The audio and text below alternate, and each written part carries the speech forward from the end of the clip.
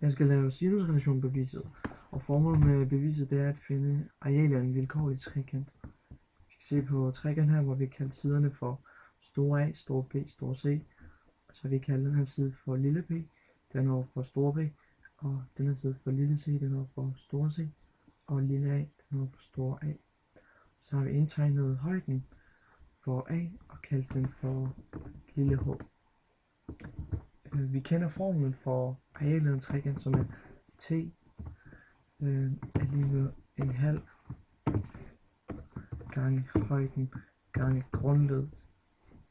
Problemet er så, at vi ikke kender højden, og det er den, vi gerne vil finde ud af. Og den finder vi så ud af ved at benytte os af sinus til A eller C er lige med H divideret med C. Vi kan så isolere højden i formlen. Så den vil hedde sinus til A til C, eller A eller C er lige med højden divideret med C, og det bliver så til H er lige med C gange sinus til A. Og nu kan vi så tage det udtryk, vi lige har regnet ud, og så sætte det ind i vores udtryk for arealet. Så den vil hedde T er lige med en halv gange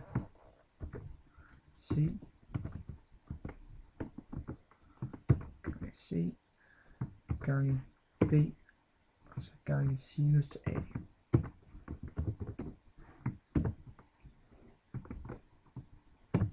Sådan der.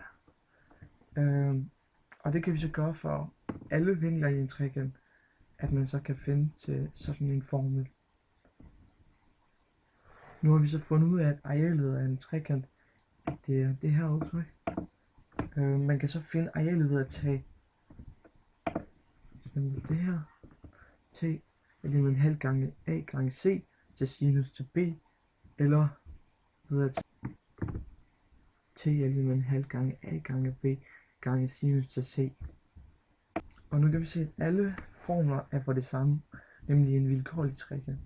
Og nu kan vi så benytte den lighed til at omskrive udtrykket, og det gør vi ved at sige, når der taler om en trekant, så må vi godt dele længden af de enkelte sider af en trekant, fordi ingen af dem er 0, for så vil trekanten på noget kollapse sig selv, så vi deler i hver lighed. Det vil så sige, at vi siger en halv gange c gange b gange sinus til a divideret med en halv gange a gange b gange c. Og det må vi godt, så længe vi gør på dem alle sammen. Det vil så sige, at det var den første. Den anden, det er en halv gange a gange c gange sinus til b divideret med en halv gange a gange b gange c. Og det som man kan sige, det er, at det ikke ændrer på ligheden. Og så lige den sidste, en halv gange a gange b gange sinus til c divideret med en halv gange a gange b gange c. Og så kan vi se, at en halv og en halv, de går ud med hinanden, så dem kan vi så slette. Dem sletter vi lige. Der. Så her.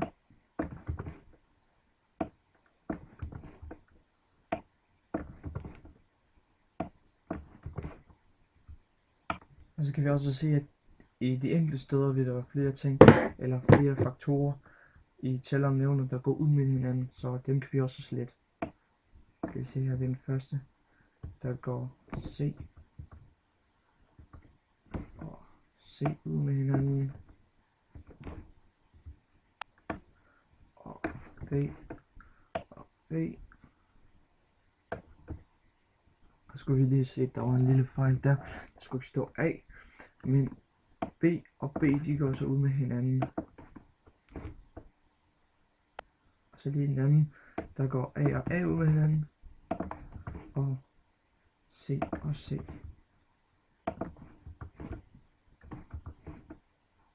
Og så lige den sidste, der går B og B ud med hinanden, og A, de går ud med hinanden.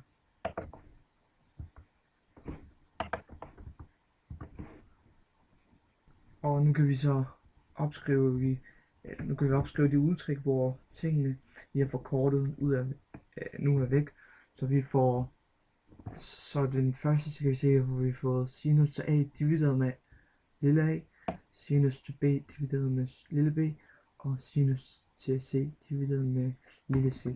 Og vi skal prøve at skrive lidt pænere hernede. Så den første, den hedder sinus til a divideret med lille a.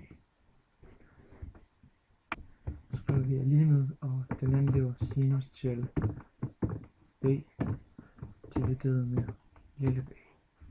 Så den tredje og sidste, det var sinus til c divideret med lille c. Og det her er så vores sinusrelationer.